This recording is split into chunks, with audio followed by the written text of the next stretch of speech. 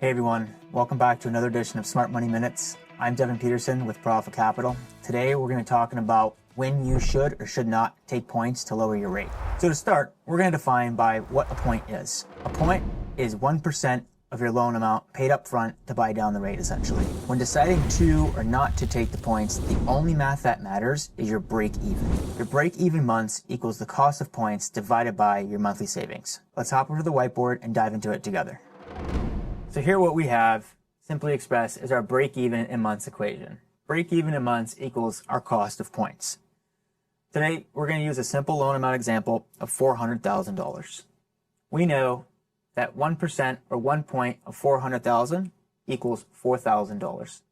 In this example, if we look at a rate sheet, we know that 1 point buy down saves us roughly $60 a month in this example. So how do we solve for it?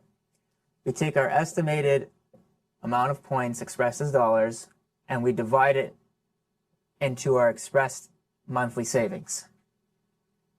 At the end, we get a certain amount of months and or years that we can use to decide where we're going to fall on either side of the tracks.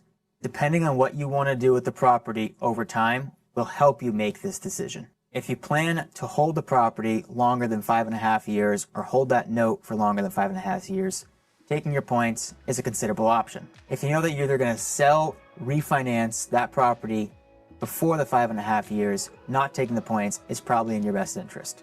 The next time you need help structuring a creative deal, share this video and follow for more.